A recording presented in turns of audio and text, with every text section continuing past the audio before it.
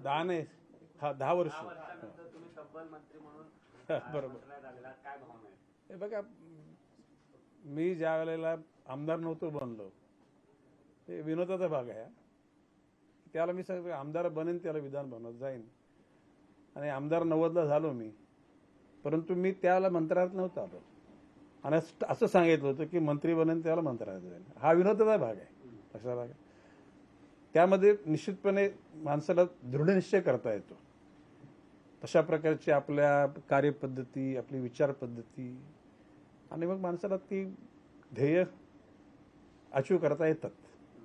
आता या ठिकाणी आलं, आता वनमंत्री होण्याच्या पूर्वी मी साधारण 20,000 झाडं लावली होती. मी वनमंत्री झालो पहिल्या टेन्युअरमध्ये, त्याला 95 साल होता.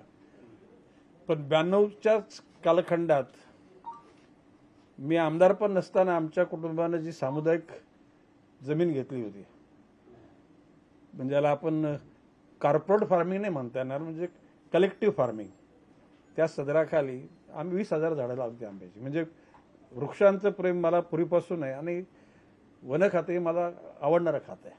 आणि सुदैवानं देवेंद्रजींच्या नेतृत्वाखाली या खात्यामध्ये काम करण्याची मला संधी उपलब्ध झालेली आहे. निश्चितपणे जनसामान्यांच्या या खात्याविषयी असलेल्या आशा आकांक्षा पूर्ण करण्याचा प्रामाणिकपणे प्रयत्न केला जाईल.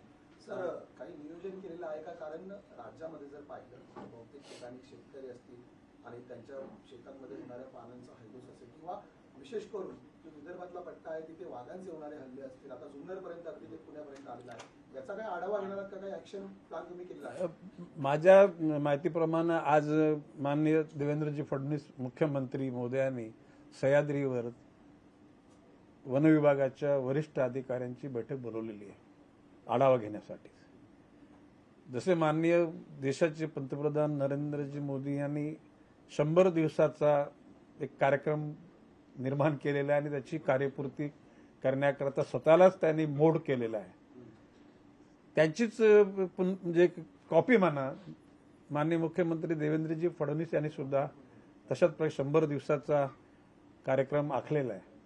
आता देवेंद्रजींच्या मंत्रिमंडळातील सदस्य म्हणून आम्ही पण 100 दिवसाचा कार्यक्रम निश्चितपणे केलेला आहे, आखलेला आहे.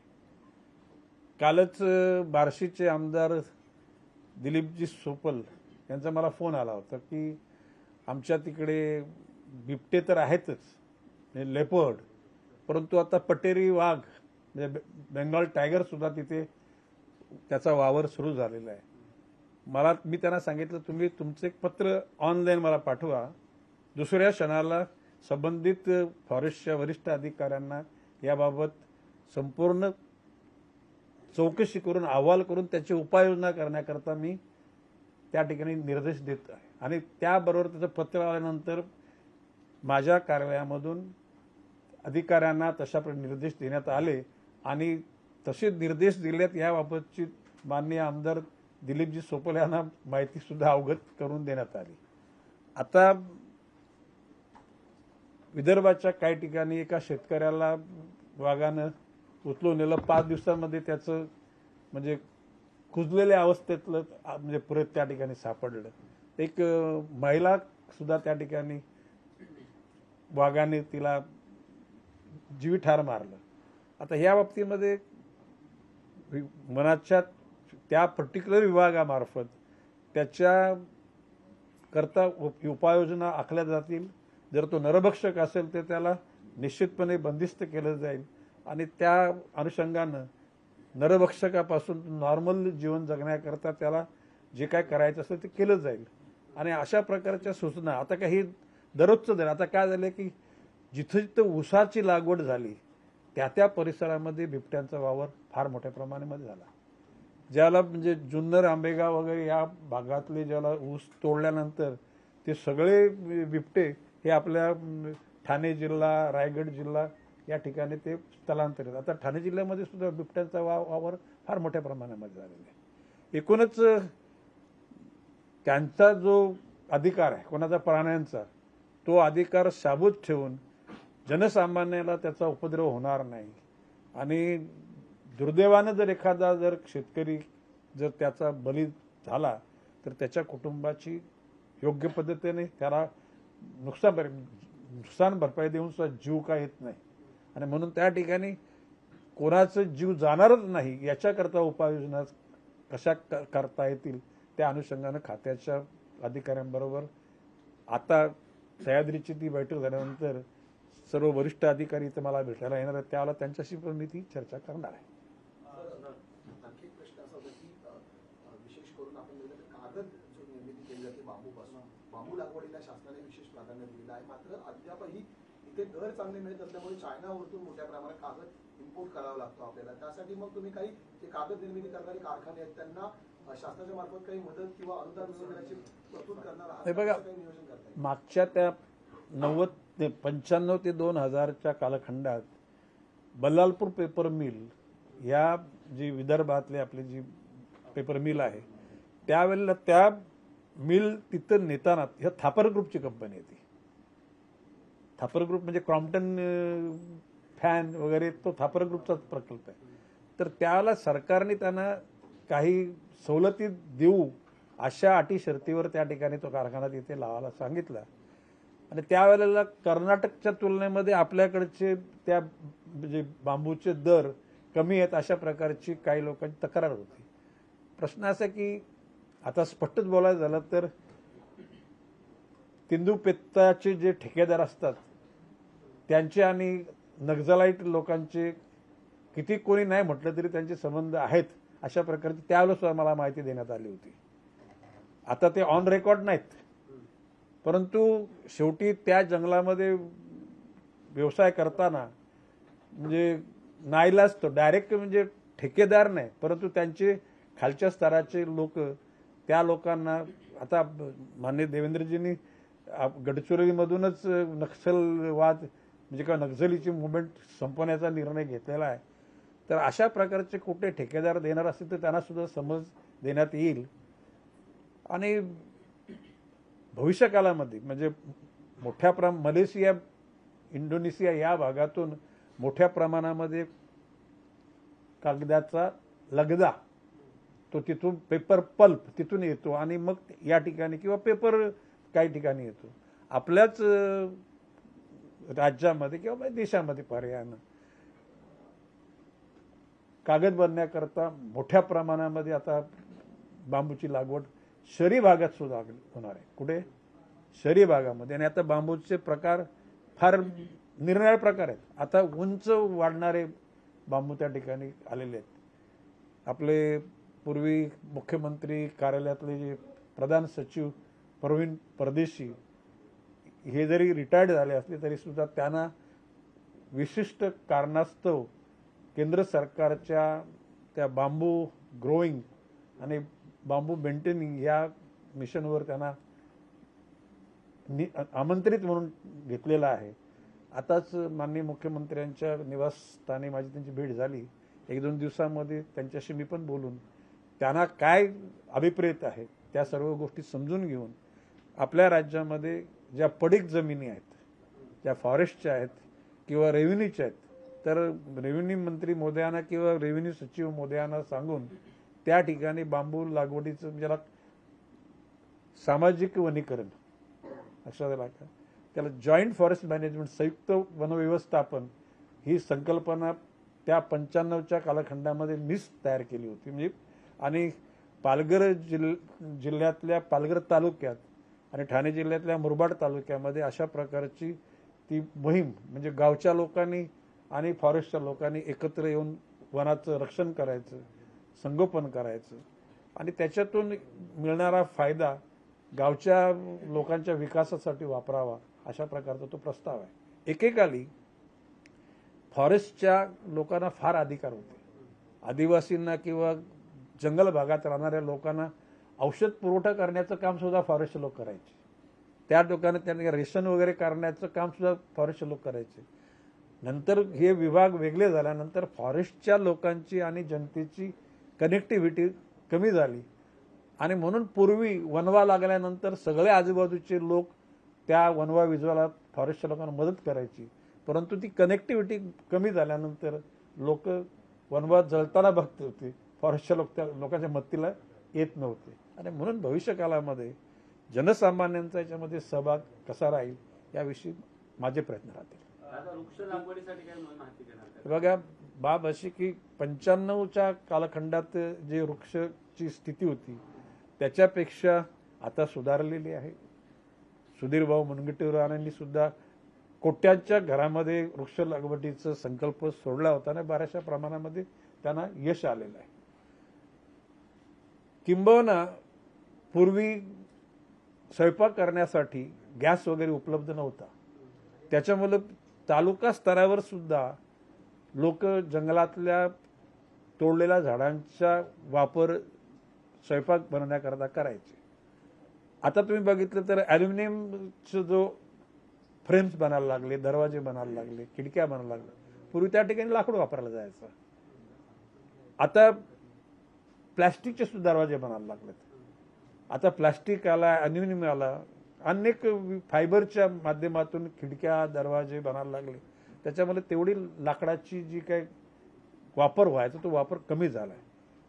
निश्चितपणे लोकांना स्वयंपाक बनवण्याकरता गॅसची उपलब्धता झाल्या कारणानं वृक्षतोड कमी झालेली आहे आणि वृक्षाचं एकूण ज्याला हिरवा परिसर जास्त प्रमाणामध्ये झालेला आहे. आता भारत सरकारच्या माध्यमातून एकूण भारतातल्या विविध राज्यातल्या वाढलेल्या वनाचा जो आढावा घेण्यात आला त्यामध्ये काही ठिकाणी द्राक्षाचे मंडप सुद्धा हिरवेगार दिसतात म्हणून तो हिरवा भाग दिसायला लागलाय. काही ठिकाणी बांबू हे वृक्ष नाही, बांबू हे गवत आहे. काय त्याची डेफिनेशन ग्रास म्हणून गणली जाते. तर एकूणच तो अहवाल प्रसिद्ध झालाय. काल परवा टीव्हीला त्याची बातमी होती. तो अहवाल मी निश्चितपणे अभ्यासणार आणि त्याच्यामध्ये काय फॅक्ट्स फिगर आहेत ते बघून आपल्या राज्यामध्ये वन खात्यात काय सुधारणा करण्यासारख्या अजून बाकी आहेत ते बघू. पालकमंत्री पदावरून खरं तर ठाण्यामध्ये सर्वाधिक आमदार भाजपचे, त्यामुळे पालकमंत्री हे बघा माझं म्हणणं, मी शब्द कधी काढलाय? नाही, ऐकून घ्या. मी शब्द काढलाय. मंत्री बनण्यापासून मी इच्छा व्यक्त केली होती, खातं करून मला इच्छा व्यक्त केली होती. प्रश्न असा आहे की तो आता महायुतीचे 3 पक्ष आहेत की ते आता माननीय देवेंद्रजी फडणवीस मुख्यमंत्री म्हणून, एकनाथजी शिंदे उपमुख्यमंत्री म्हणून, अजितदादा ते तिघे बसतील एकत्र आणि सगळ्या गोष्टीची एकूण मांडणी करतील आणि त्या पद्धतीनं पालकमंत्री पदाचा जो नावाचा जो काही माझ्या दृष्टिकोनातून 1 तारखेनंतर त्या गोष्टी होतील. कुठल्या?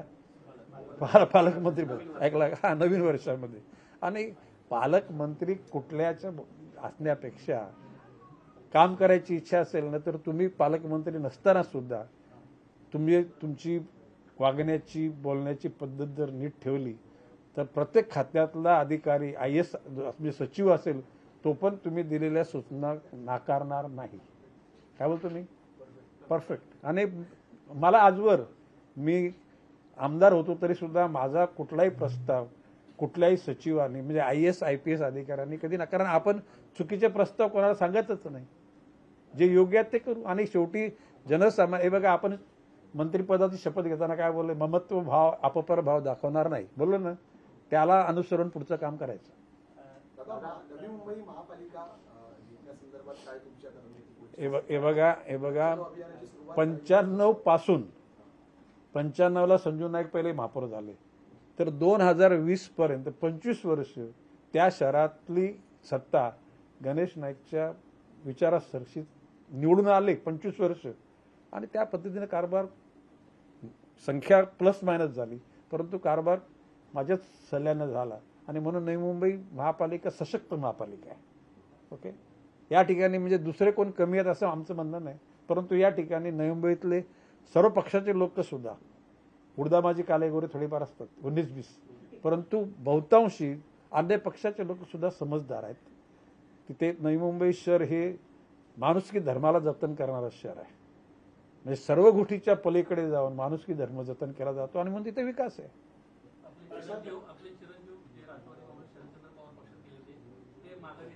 हे बघा, आता बाब अशी आहे, मी तुम्हाला जरा प्लीज जरा कोण बोलते जरा शांतता प्लीज. मी वयाच्या 21व्या वर्षी जिल्हा परिषद लढली होती. माझे चुलते सरपंच स्ट्रॉंच काँग्रेसवाले, माझे वडील सुद्धा काँग्रेसवाले.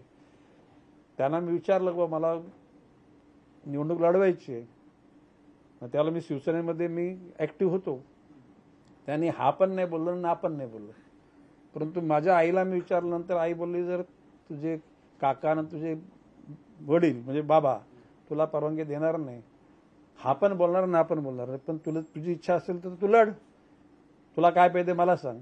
आणि मी 21व्या वर्षी म्हणजे पूर्ण 21 वर्ष झाल्यानंतर जिल्हा परिषदची निवडणूक माझ्या सख्या मावस भावासमोर म्हणजे माझ्या आईच्या मोठ्या बहिणीच्या मुलासमोर मी लढलो. ते काँग्रेसवाले आणि ते सिटिंग 5 वर्ष जिल्हा परिषद सदस्य होते. मी 150 मतांनी हरलो होतो. किती? 150 मतांनी. पण ज्याला आपण मतस्वातंत्र्य, मनस्वातंत्र्य, लिखाण स्वातंत्र्य, भाषण स्वातंत्र्य म्हणतो ना, त्याला ते खऱ्या अर्थाने स्वातंत्र्य असलं. आमच्या कुटुंबामध्ये टोटल स्वातंत्र्य आहे. ओके. संदीप नाईकला मी म्हटलं होतं की तू ऐरोलीमधून लढ. कशाला का मी तर 15 वर्ष ठाणे जिल्ह्याचा पालकमंत्री आणि मंत्री होतो. तर म्हटलं म्हणजे माझा कार्यभाग उरकलेला आहे.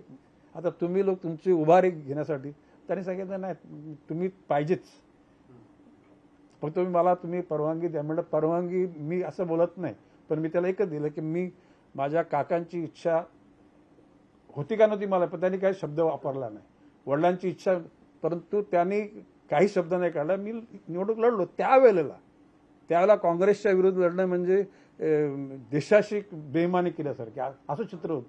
म्हणजे महात्मा गांधीची काँग्रेस ऐकला का. स्वातंत्र्य आलं, लोकसभा, विधानसभा, जिल्हा परिषद, पंचायत समिती, ग्रामपंचायत, शहरी भागात हे सगळं विकेंद्रीकरण झालं, तरी सुद्धा लोकांच्या मनामध्ये तिरंगा झेंडा तो महात्मा गांधीचा आहे, त्याच्या विरुद्ध कसं जायचं अशा प्रकारचं चित्र होतं त्यावेळेला. आता संदीप नाईक 5 वर्ष तो महापालिकेमध्ये होता, 3दा स्टँडिंग कमिटी चेअरमॅन झाला, 2दा तो ऐरोलीतून आमदार झाला. आता त्याला मी तर प्रश्न म्हटलं की तू शक्यतो ते करू नको, परंतु तुझी इच्छा असं तुला मी अडवत नाही. आणि मी ओपन आमच्या पक्षाच्या लोकांना सांगितलं आणि प्रत्येकाचा तो अधिकार आहे. दादा महायुतीला यश जे आहे ते चांगलं राज्यात मिळालेलं आहे, परंतु विरोधक ईव्हीएम आणि आता दादा त्या वादात मला कशाला खेचता तुम्ही. आता ऐकून एक घटना घडली, निवडणूक आयोगावर बोलतायत. संजय राऊतांनी निवडणूक आयोगाला थेट शिव्या घातल्या. हे बघा माझं म्हणणं आहे की कोणी काय कसं वागावं कसं बोलावं आपलं प्रत्येकाने ठरवलं पाहिजे. आता ह्या बाबतीमध्ये EVM machine I don't want to comments on it. Okay. आता सत्ताधारी पक्षाचा आमदार मंत्री म्हणून आम्ही सांगतो की ह्या आमच्या बहिणीने आमच्यावर फार प्रेम केलं आणि बहिणीच्या प्रेमाचा हा प्रभाव आहे असंच बोलणार आम्ही. आता तुम्हाला ते पटो अगर न पटो. बरोबर आहे. बोलिए. आपने पदभार स्वीकार किया है. पिछले कुछ सालों में हम देख रहे वन जो जंगल और जानवर और मनुष्य में काफी ज्यादा घर्षण हो रहा है. उसे रोकने के लिए सरकार की तरफ से क्या प्रयास होगा? मनुष्य जो है जंगल में जाकर उनके जगह पर इंक्रोच कर रहा है. नहीं, जंगल उनका अधिवास है. इंसान वहां पे घुस रहा है, लेकिन वो कुछ मजा करने के लिए वहां पे जंगल में कई किसानों की खेती है, तो खेती उस पर अमल बजावनी करने के लिए वो जाते हैं और उन पर अटैक होता है. बहुत सारे किसान भी गए और जो स्ट्रेंजर लोग भी मजाक में जाते हैं, वो लोगों पे हल्ला हो गया, कई जख्मी हो गए, कई मर गए. मेरा कहना है कि भाई वो किसी इंसान को ऐसा जो कोई जान से जाना ये नहीं होना चाहिए. इसलिए डिपार्टमेंट के लोगों को सतर्क रहने का, उसमें कुछ न कुछ रास्ता निकालने का हम प्रयास करने वाले हैं. अभी जो नरभक्षक है वो ऐसे जो भले लेपर्ड रहे या टाइगर रहे, तो वो लोगों को पकड़ के उनकी जो कल्चर है उनको बदलने के लिए हम पूरा प्रयास करेंगे. इसके अलावा पुष्कर के वैसे महाराष्ट्र में कुछ एक जगहों पर चंदन के जो स्मगलर्स है वो फिर एक बार पैसिनेट होकर अग्रेसिव होने को लेकर है. तो सरकार के तौर पे ऐसे पुष्पा को रोकने के लिए क्या किया? नहीं, महाराष्ट्र में चंदन है क्या? जैसे कर्नाटक में चंदन की जो जंगल की विस्तार ज्यादा है, महाराष्ट्र में कई जगह पे है, लेकिन चंदन तस्कर महाराष्ट्र में ऐसा कुछ मेरे निगाह में नहीं आया. कुछ होगा आपको इंफॉर्मेशन तो मुझे दे दो, मैं डिपार्टमेंट के लोगों को उस पर पूरी निगरानी करके चंदन चोर का, आपने क्या बोला, एक वर्ड क्या बोला, पुष्पा, तो पुष्पा महाराष्ट्र में पुष्पा कोई नहीं बनेगा, उसका बंदोबस्त आपको मैं बोल रहा हूं। 1995 में मैंने नागपुर का अधिवेशन था, मैंने बोला मुझे गढ़चिरौली जाना है। गढ़चिरौली में 2 टीक के बड़े पेड़ है, वो पेड़ को बोलते राम लक्ष्मण के पेड़ है। तो मैंने डिपार्टमेंट के लोगों को, वो तो घबरा गए, क्योंकि उन्होंने मुझे बताया कि उसके पहले 10 साल कोई फॉरेस्ट मिनिस्टर उधर नहीं गया, किधर, गढ़चिरौली। तो मैंने मुझे जाना है, और जिन वन रक्षक लोगों को नक्सली लोगों ने मारा था, तो उनके परिवार को चेक देने का वो कार्यक्रम था। मैं उनके घर में जाके मुझे देना है। तो वो लोग सब तो घबर गए, क्योंकि उस टाइम में मट्टी के रास्ते थे, रास्ते में बारूद लगा के वो रिमोट से ब्लास्ट करते थे। बाद में चंद्रपुर के कलेक्टर, एसपी, गढ़चिरौली के कलेक्टर, एसपी, उन्होंने सब पूरी मीटिंग ली। और मैं बोल रहा हूं कि उस टाइम में मैं गया उधर तो 250-300 पुलिस आगे पीछे थी और 15-20 गाड़ियां थी। तो जो अपने आतराम साहब का गांव कौन सा है, आहिरी। तो मैंने बोला यार ये आहिरी के रेस्ट हाउस में मैं आज रहना चाहता हूं। तो सब घबर गए, क्योंकि वो आहिरी इलाका वो नक्सलग्रस्त इलाका है। तो मुझे तो नहीं बोले, लेकिन मेरे पीएस को बोले किसी बहाने से साहब को यहाँ से आप नागपुर लेके जाओ। तो कुछ कारण बता के मेरे पीएस ने मुझे वहां से निकाला। और उधर आने के बाद, नागपुर आने के बाद में मुझे पता चला कि भाई ये लोगों ने, फॉरेस्ट वालों ने बोल दिया कि भाई यहाँ पे रहना उचित नहीं। इतना उस वक्त में नक्सल का वहां पे प्रभाव था। लेकिन मैं गया, आप चाहे तो हिस्ट्री चेक करो। मैंने बोला यदि मंत्री नहीं जाएगा तो वो गार्ड उधर क्या, किस ढंग से, कौन सा हिम्मत से उधर काम करेंगे। अपन जाएंगे तो उनकी हिम्मत बढ़ेगी। It is on record. नाही हे बघ, माझं म्हणणं आहे की नक्सलवाद्यांच्या डोक्यामध्ये जर जनसामान्यांच्यासाठी जर चांगल्या गोष्टी करायच्या असतील, नक्सलवादी सुद्धा माणसंच आहेत, त्यांनी शासनाच्या सिस्टीममध्ये येऊन त्या गोष्टी सांगाव्यात, कराव्यात। त्या देशद्रोही किंवा समाजद्रोही काम करणाऱ्या लोकांना आम्ही नाही घाबरत, त्याचा बंदोबस्त व्हायलाच पाहिजे।